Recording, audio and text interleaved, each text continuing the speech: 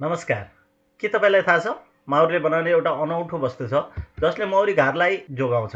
आजभोलि मानिसले पनि त्यो वस्तुलाई औषधिको रूपमा प्रयोग गर्न थालिसकेका छन्। आज हामीले जुन विषयमा चर्चा गर्न गइरहेका छौँ त्यो वस्तु हो बिपरपोलिस। आदरणीय महानुभावहरू, परपोलिस एउटा बहुउपयोगी वस्तु हो जसलाई माउरीले विभिन्न वनस्पतिका विभिन्न भागबाट सङ्कलित गरेर ल्याउने प्राकृतिक वस्तु हो। माउरीले चर्ने क्रममा वनस्पतिहरूबाट रस मात्र ल्याउँदैन, उसले त कुठ, रस, मैन सँगै वनस्पतिक चोप परपोलिस ल्याउने गर्दछ।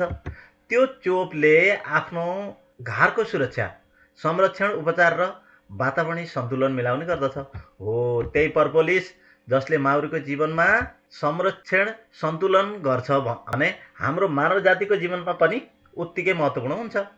किनकि माउरीको बाँच्ने गुण अनि मान्छेको बाँच्ने गुण 78% मिल्दो रहेछ। त्यसै परपोलिसमा रहेको अल इन वान प्रपर्टीले मानिसलाई antivirus, एन्टिफङ्गल्स, antioxidant, anti inflammatory, antibacterial तथा एन्टी क्यान्सर प्रपर्टी हुँदो रहेछन्, जसमा मानिसहरूमा हुने विभिन्न समस्यालाई एउटा त हुनै दिँदैन र भइसकेको छ, समस्या त भइसक्यो भने भएको समस्यालाई बिस्तारै निको गराउँदै जान्छ। यस वस्तुलाई वैज्ञानिक र रिसर्चरहरूले प्राकृतिक एन्टिबायोटिकको रूपमा प्रयोग गराई लाभ लिन मद्दत पुगेको छ। त्यसैले परपोलिस दले पनि ठिक, नेले पनि ठिक भन्ने गरिन्छ।